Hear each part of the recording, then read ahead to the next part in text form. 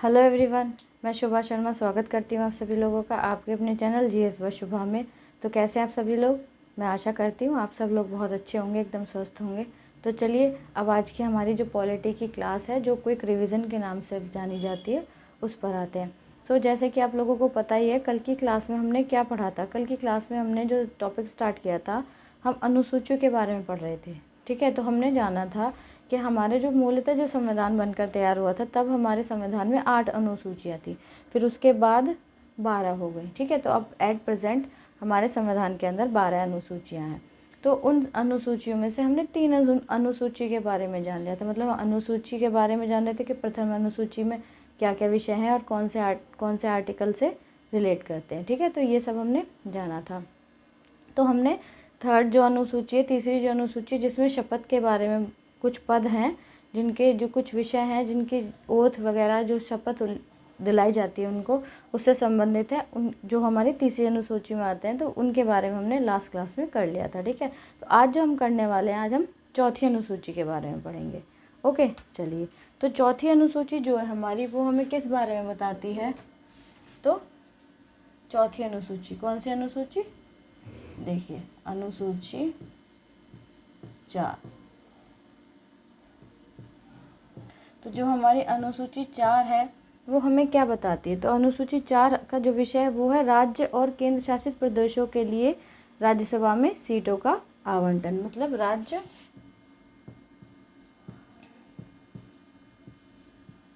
और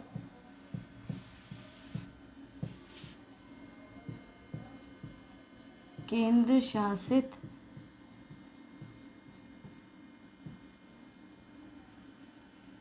मतलब जो राज्य हैं, जो हमारे स्टेट हैं, और जो क्या हैं, जो यूनियन टेरिटरी हैं, जो केंद्र शासित प्रदेश है। तो केंद्र शासित प्रदेशों के लिए राज्यसभा में सीटों का आवंटन। तो केंद्र शासित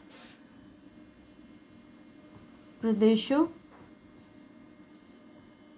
के लिए राज्यसभा में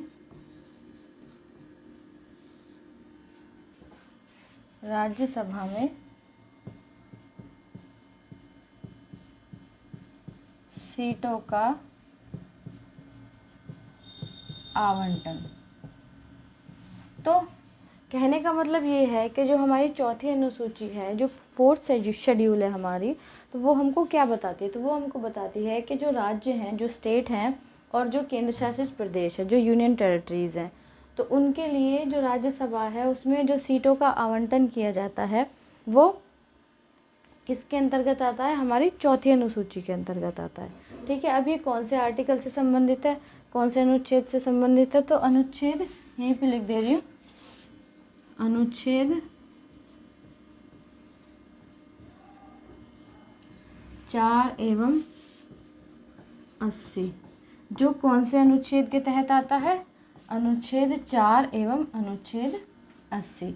तो चौथी हम कह सकते हैं, जो हमारी फोर्थ शेड्यूल है, जो चौथी अनुसूची है, तो वो हमको किस संबंध में बताती है, या उसमें क्या बातें बताई गई हैं? तो जो राज्य होते हैं, जो स्टेट्स होते हैं हमारे इंडिया के अंदर, और जो यूनियन टेरिटरीज है, जो केंद्र शासित प्रदेश है, उनके लिए जो राज्यसभा है, जो हमारे अपर हाउस है, उसमें कितनी सीट आवंटित की जाएंगी, किस राज्य के लिए या किस केंद्र शासित प्रदेश के लिए?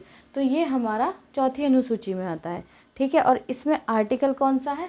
आर्टिकल 4 एवं 80। तो ये दो आर्टिकल आते हैं, जिसमें चौथी जो हमारी अनुसूची है उसके अंदर। ठीक है, तो आई होप इतनी बात आपको क्लियर हो गई होगी। चलिए नेक्स्ट आते हैं अपनी 5वीं अनुसूची पर। किस पर? अनुसूची 5। अनुसूची 5।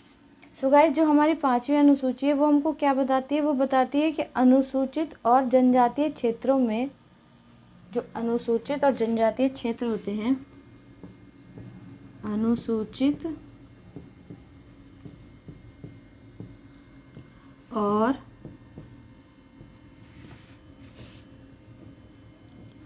जनजातीय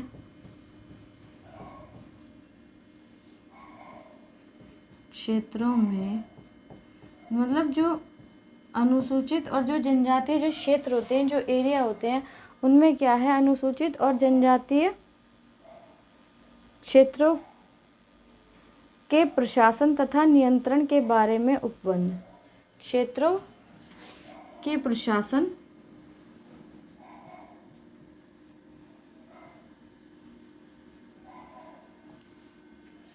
तथा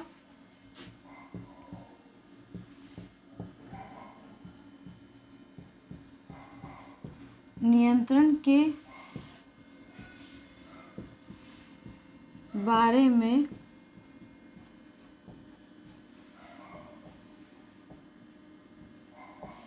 उपबंध। मतलब जो हमारी 5वीं अनुसूची है, जो 5th शेड्यूल है, तो उसमें क्या जानकारी दी गई है या उसमें किस सब्जेक्ट को, किस विषय को रखा गया है, तो वो आता है हमारा कि जो अनुसूचित और जनजातीय क्षेत्र होते हैं, जो अनुसूचित और जो जनजातीय क्षेत्र होते हैं, तो उसके प्रशासन तथा नियंत्रण के बारे में उपबंध। मतलब उस पर प्रशासन किस तरीके से किया जाएगा और उन पर नियंत्रण किस प्रकार से रखा जाएगा, तो इसका जो उपबंध है वो हमारी 5वीं अनुसूची में आता है। ठीक है, कौन सी अनुसूची में आता है, हमारी 5वीं अनुसूची में आता है। तो आई होप इतनी बात आपको क्लियर हो गई होगी। ठीक है, अब ये आर्टिकल कौन से आर्टिकल से संबंधित है, तो अनुच्छेद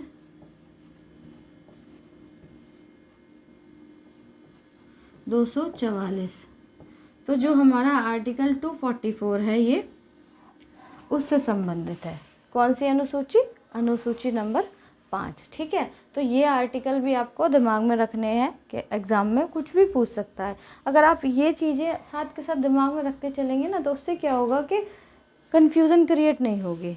अगर स्टार्टिंग में एक बार अच्छे से पढ़ लोगे तो फिर बार बार आपको पढ़ने की ज़रूरत नहीं पड़ेगी। बस ये है कि जब थोड़ा सा लगा कुछ भूल रहे हैं तो क्विकली रिवीजन कर लिया, है ना। तो चलिए, तो हम कहने का मतलब ये है कि जो हमारी 5वीं अनुसूची है, जो हमारी 5th शेड्यूल है, वो हमको किस बारे में बताती है, जो अनुसूचित और जनजातीय क्षेत्र होते हैं तो उन पर प्रशासन कैसे किया जाएगा, या सरकार किस तरीके से कर सकती है, या उन पर नियंत्रण किस प्रकार से किया जाएगा, इस बारे में जो भी उपबंध है वो हमारे 5वीं अनुसूची में आते हैं, जो कि अनुच्छेद 244 से संबंधित है। ठीक है, तो आई होप इतनी बात आपको क्लियर हो गई होगी। चलिए, अब नेक्स्ट आती है हमारी, नेक्स्ट क्या आती है, नेक्स्ट आती है हमारी 6ठी अनुसूची। कौन सी आती है, 6ठी अनुसूची। ओके, चलिए, तो अनुसूची नंबर 6।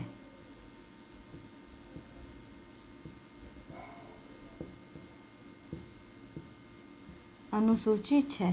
तो गाइज हमारी जो अनुसूची 6 है वो हमको क्या बताती है, वो हमको बताती है कि हमारे जो प्रदेश हैं या राज्य हैं, असम, मेघालय, त्रिपुरा और मिज़ोरम। कौन से, असम, मेघालय, त्रिपुरा और मिज़ोरम।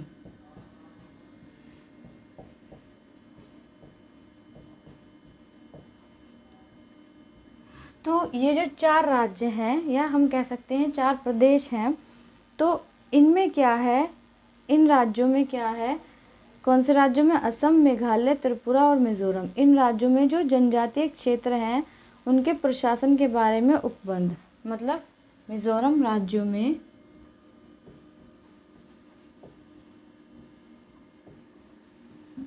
में जनजातीय क्षेत्रों में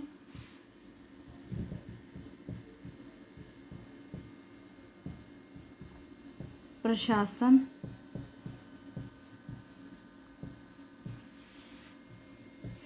के बारे में उपबंध।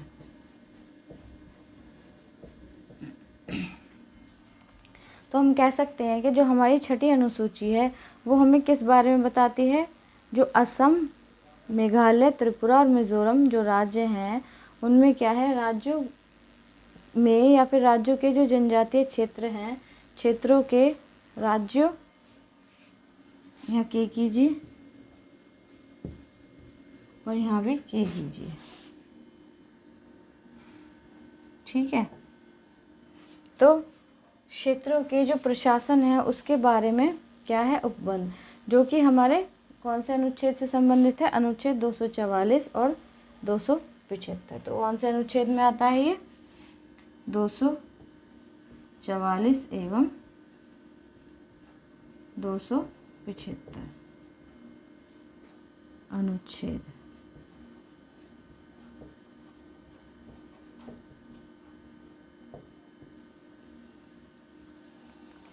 कहने का मतलब ये है कि जो हमारी छठी अनुसूची है, जो हमारी सिक्स्थ शेड्यूल है, और वो हमें क्या बताती है। अब हमारे 4 राज्य हैं, कौन से राज्य, एक हमारा असम हो गया, एक मेघालय हो गया, एक त्रिपुरा हो गया और एक मिज़ोरम हो गया। तो ये जो राज्य हैं, ये जो स्टेट हैं, तो इन राज्यों के जो जनजातीय क्षेत्र हैं, मतलब इन राज्यों के अंदर जो जनजातीय क्षेत्र आते हैं, तो उसके प्रशासन के बारे में उपबंध, मतलब उन पर जो प्रशासन किया जाएगा तो उसका उपबंध क्या है, तो वो किससे संबंधित है, वो हमारी छठी अनुसूची से संबंधित है। ओके, तो वो कौन से आर्टिकल से रिलेट करता है या कौन से अनुच्छेद से संबंध रखता है, ये आर्टिकल 244 244 और आर्टिकल 275 275। ठीक है, तो ये हमारी चौथी, पांचवी और छठी अनुसूची हो गई। ठीक है, चलिए अब क्या करते हैं, अब हमारी जो अगली अनुसूची है, कौन सी अनुसूची, 7वीं अनुसूची, उस पर आते हैं। ओके, चलिए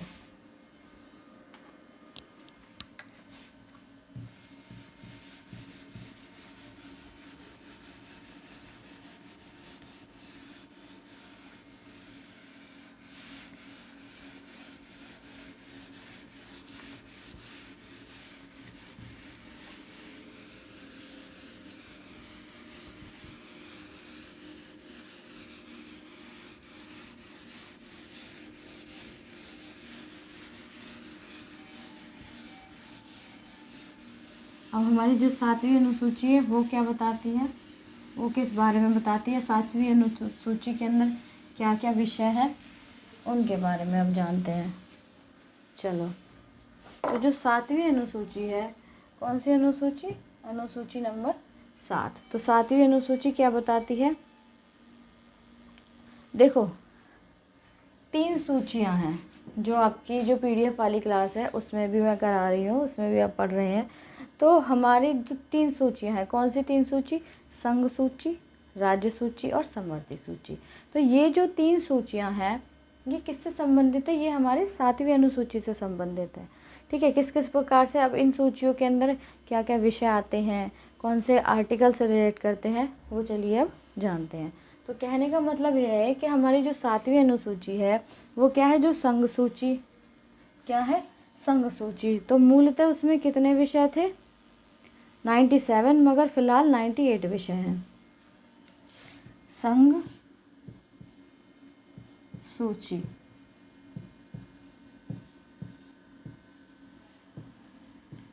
मूलतः 97 विषय, फिलहाल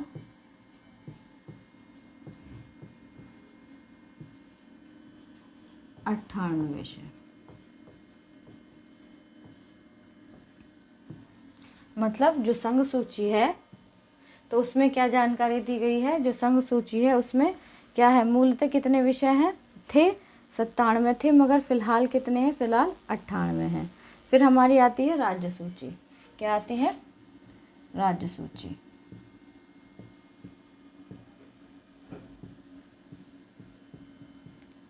अब जो राज्य सूची है उसके अंदर मूलतः कितने विषय थे, मूलतः उसमें 66 विषय थे, लेकिन फिलहाल कितने हैं, 59 विषय हैं। तो मूलतः 66 विषय थे इसमें, ठीक है, और फिलहाल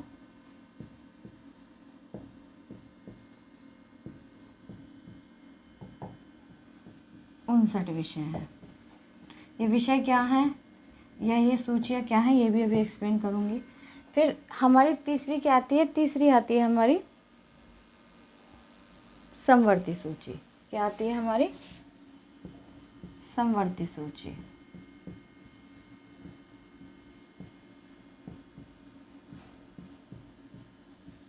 है ना। तो जो हमारी समवर्ती सूची है उसमें मूलतः कितने विषय थे? 47 विषय थे। और अब फिलहाल कितने हैं? फिलहाल 52 विषय हैं। तो मूलतः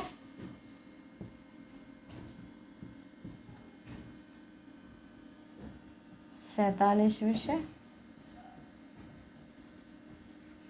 और फिलहाल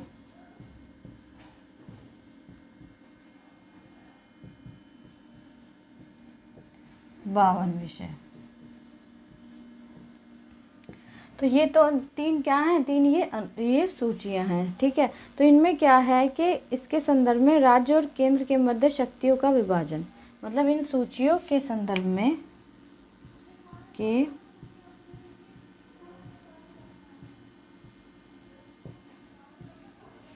मतलब इन सूचियों के संदर्भ में राज्य और केंद्र के मध्य शक्तियों का विभाजन, संदर्भ में इन सूचियों के संदर्भ में राज्य और केंद्र के मध्य,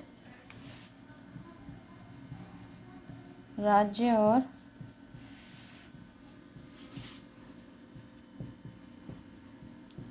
केंद्र के मध्य शक्तियों का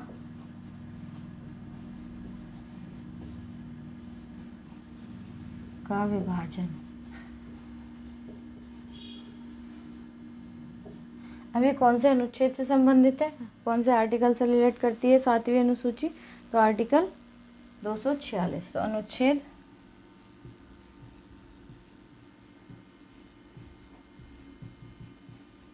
246। अब देखो क्या है कि जो हमारी 7वीं अनुसूची है तो उसके अंदर क्या आती है? उसके अंदर 3 सूचियाँ आती हैं। अब कौन सी 3 सूचियाँ आती है? एक होती है संघ सूची, एक होती है राज्य सूची, एक होती है समवर्ती सूची।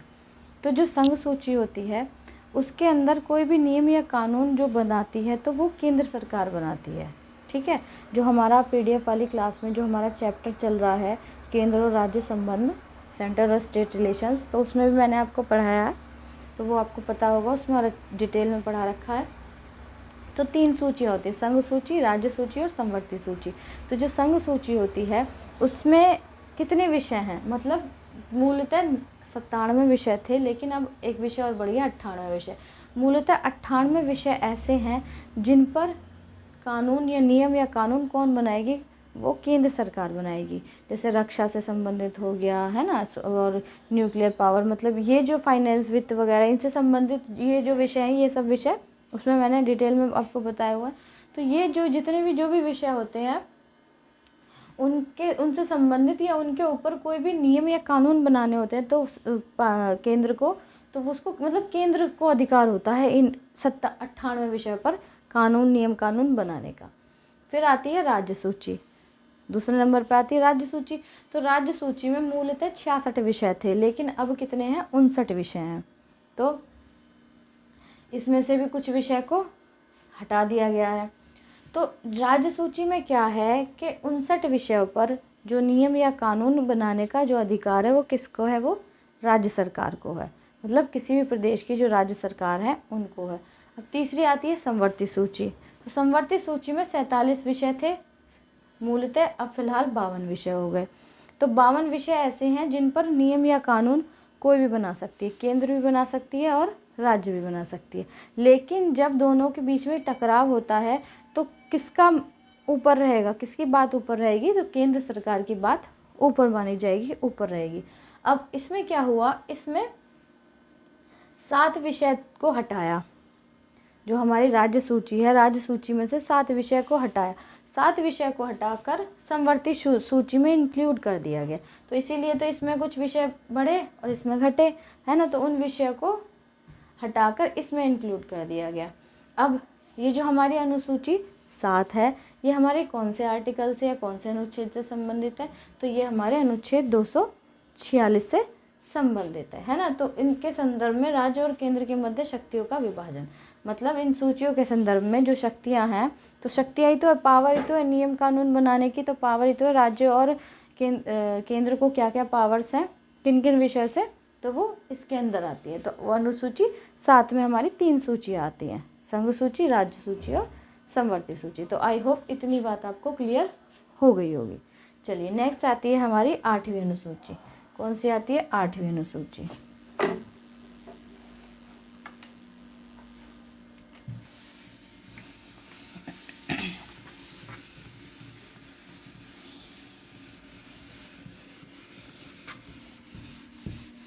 अब 8वीं अनुसूची क्या कहती है?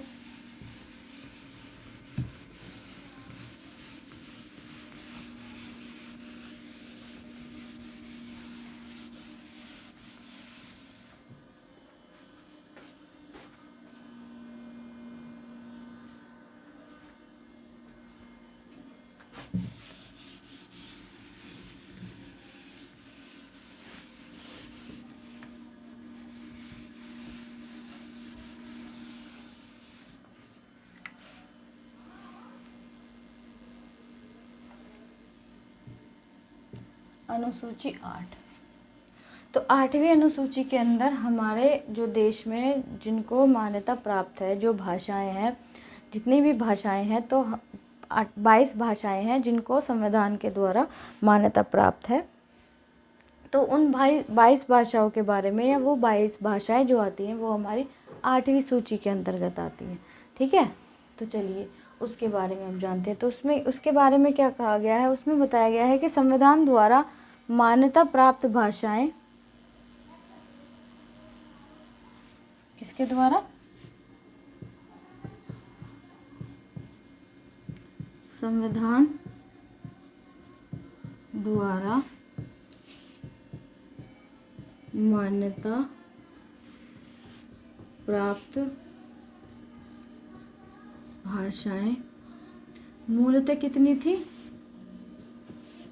मूलतः तो 14 थी, और फिलहाल कितनी है? फिलहाल 22 है। कितनी है? 22 है। तो संविधान द्वारा मान्यता प्राप्त भाषाएं, तो ये भाषाएं कौन सी हैं? अब ये भाषाएं कौन सी हैं?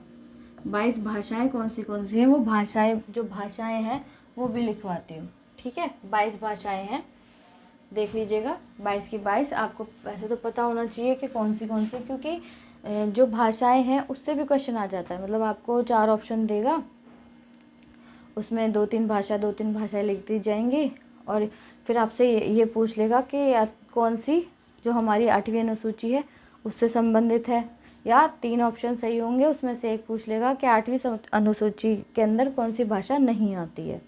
ओके, तो इस तरीके से पूछ लेगा। अब वो 22 भाषाएं कौन सी हैं वो मैं एक बार आपको करा देती हूँ। तो सबसे पहले हमारी कौन सी भाषा आती है? असमिया, बांग्ला, बोडो।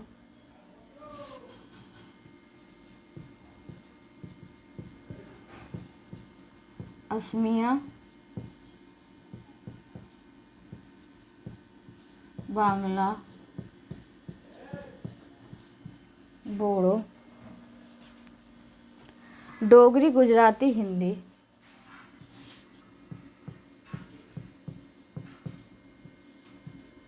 डोगरी,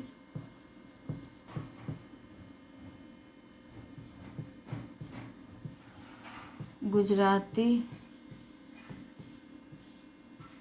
ये सारी वो भाषाएं हैं जिनको हमारे संविधान द्वारा मान्यता प्राप्त है। ठीक है, हिंदी, कन्नड़, कश्मीरी, कोंकणी,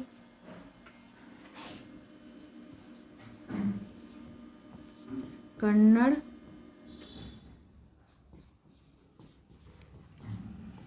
कश्मीरी,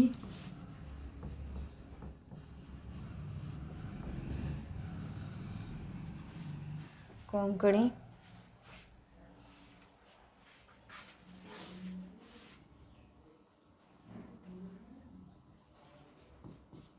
कन्नड़, कश्मीरी, कोंकणी। फिर उसके बाद कौन सी आती है? मैथिली, मलयालम, मणिपुरी।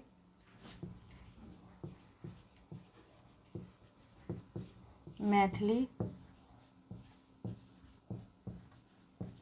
मलयालम,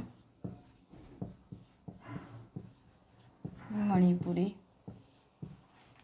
ये सारी भाषाएं हैं जो हमारे संविधान द्वारा जिनको मान्यता प्राप्त है। ठीक है, मणिपुरी, मराठी, नेपाली, उड़िया,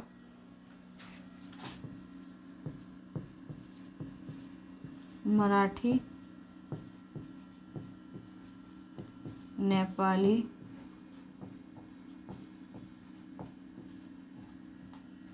उड़िया, उड़िया नहीं है लेकिन अब वो ओडिया हो गई है। क्या हो गई है? ओडिया हो गई है। ओडिया कीजिए, इसमें अमेंडमेंट हुआ था, अब उड़िया नहीं होगी, ओडिया होगी। ठीक है, ओडिया,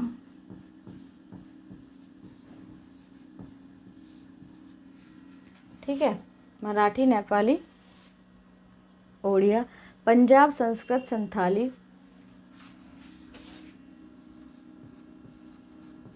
पंजाब,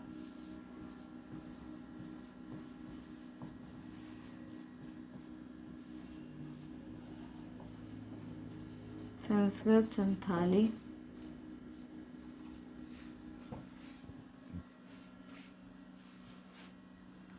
सिंधी, तमिल, तेलुगु,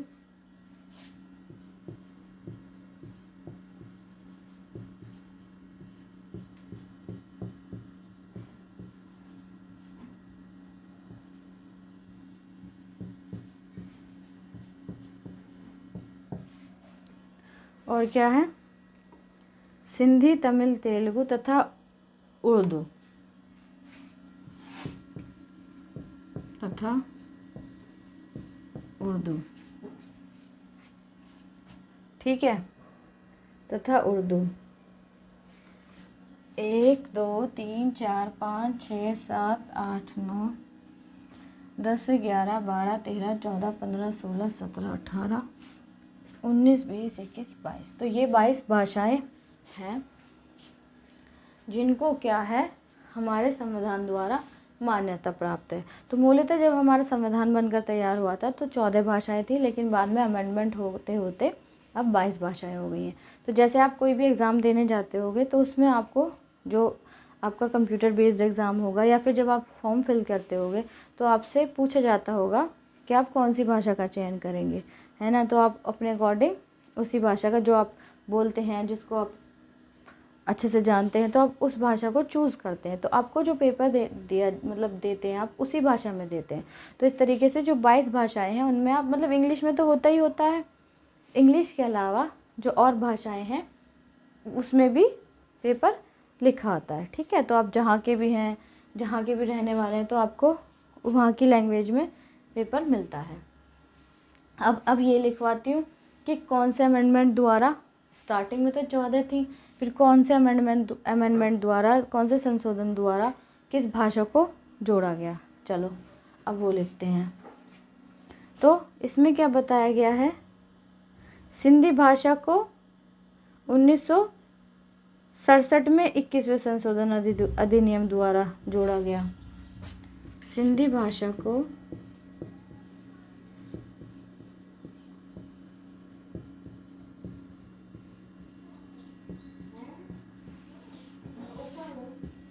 21वें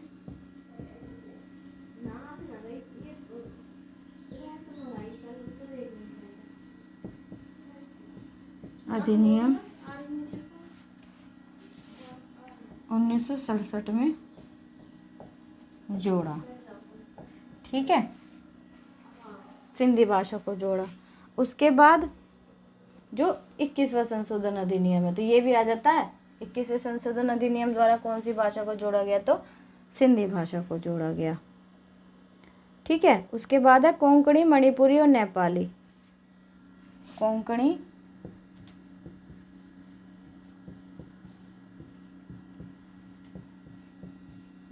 मणिपुरी और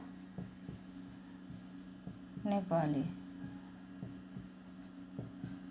तो ये जो 3 भाषाएं हैं इनको 1992 में 71वें संशोधन अधिनियम द्वारा जोड़ा गया। तो 71वें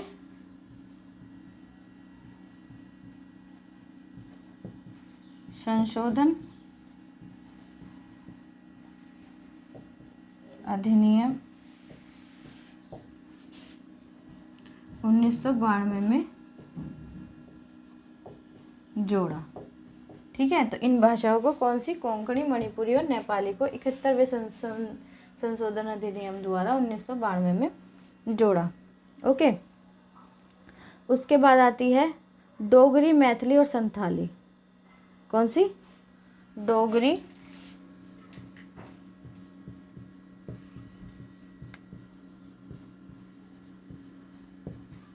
मैथिली और संथाली। तो ये जो 3 भाषाएं हैं, इनको कौन से संशोधन अधिनियम द्वारा जोड़ा गया? इनको 92वें संशोधन अधिनियम द्वारा 2003 में जोड़ा गया। इनको 92वें संशोधन अधिनियम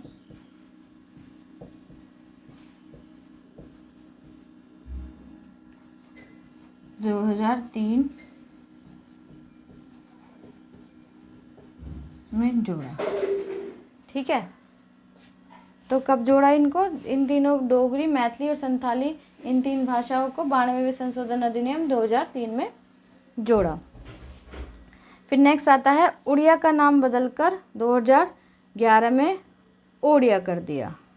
अब एक, जैसे मैंने यहाँ बताया था, जो उड़िया भाषा है, जो इसको क्या है, पहले उड़िया बोलते थे, तो 2011 में इसको क्या कर दिया गया? 2011 में इसका नाम बदलकर ओडिया कर दिया गया। ठीक है, नाम बदल दिया गया, नाम बदल दिया गया। ओके, तो ये है हमारी 8वीं अनुसूची। तो जो हमारी 8वीं अनुसूची है वो किससे संबंधित है? वो हमारी 22 भाषाओं से संबंधित है। अब इसमें ये अनुच्छेद कौन सा आएगा? अनुच्छेद तो हमारा रह ही गया। अनुच्छेद आएगा इसमें, कौन से अनुच्छेद से कौन से अनुच्छेद तक आते हैं? ये 344 एवं 351, 344 एवं 351। तो ये इन अनुच्छेदों से संबंधित है, जो 22 भाषाएं हैं। देखो, अब हम कह सकते हैं कि जो हमारी 8वीं अनुसूची है, जो हमारी 8th शेड्यूल है, उसमें किस बारे में बताया गया है? उसमें हमारी जो 8 भाषाएं हैं, 8 लैंग्वेजेस हैं जिनको संविधान के द्वारा मान्यता प्राप्त है, उन भाषाओं के बारे में बताया गया। तो मूलतः 24 भाषाएं थी, बट बाद में अमेंडमेंट होते होते, संशोधन होते होते 22 भाषाएं होगी। तो एट प्रेजेंट हमारे संविधान के अंदर 22 भाषाओं के बारे में बताया गया है, मतलब जो हमारी 8वीं अनुसूची है उसमें। वो 22 भाषाएं कौन सी हैं? असमिया, बांग्ला, बोडो, डोगरी, गुजराती, हिंदी, कन्नड़, कश्मीरी, कोंकणी, मैथिली, मलयालम, मणिपुरी, मराठी, नेपाली, ओडिया, पंजाबी, संस्कृत, संथाली, सिंधी, तमिल, तेलुगु तथा उर्दू। अब जो उड़िया है, ये पहले उड़िया थी, पहले उड़िया थी। 2011 में इसका नाम बदलकर ओडिया कर दिया गया। ठीक है, अब जो सिंधी भाषा है, सिंधी भाषा को 21वें संशोधन अधिनियम 1967 में जोड़ा। जो सिंधी ये इससे क्वेश्चन भी बनते हैं बहुत। तो सिंधी भाषा को 21वें संशोधन अधिनियम 1967 में जोड़ा। कोंकणी, मणिपुरी और नेपाली, इनको 3 भाषाओं को 71वें संशोधन अधिनियम 1992 में जोड़ा। डोगरी, मैथिली और संथाली 92वें संशोधन अधिनियम 2003 में जोड़ा। और जो कि कौन से अनुच्छेद से संबंधित है? जो हमारी अनुसूची 8 है, आर्टिकल 344 और 351। ठीक है, अब हमारे 4 अनुसूचियाँ और रह गई हैं, 9, 10, 11, 12। वो हम कल की क्लास में कवर कर लेंगे। ठीक है, तो आई होप आज की क्लास आपको अच्छी लगी होगी, समझ आई होगी, पसंद आई होगी। अगर पसंद आई है तो प्लीज़ क्लास को लाइक ज़रूर कीजिएगा, और जैसी भी लगी है प्लीज़ कमेंट में ज़रूर बताइएगा। ठीक है, अगर आप इस चैनल पर नए हैं, पहली बार आए हैं, तो प्लीज़ चैनल को सब्सक्राइब ज़रूर कीजिएगा और बेल आइकन को प्रेस कीजिएगा, ताकि जब मैं वीडियो अपलोड करूं तो आप लोगों तक नोटिफिकेशन आ जाए और आप लोग अपनी पढ़ाई को कंटिन्यू कर सकें। ठीक है गाइज़, आपके कोई भी सजेशंस हो या कोई भी किसी तरीके की आपको कोई प्रॉब्लम हो तो प्लीज़ आप कमेंट में ज़रूर बताइएगा। सो आज की क्लास इतनी ही है, अब मिलते हैं ज्योग्राफी की क्लास में। तब तक के लिए थैंक यू वेरी मच।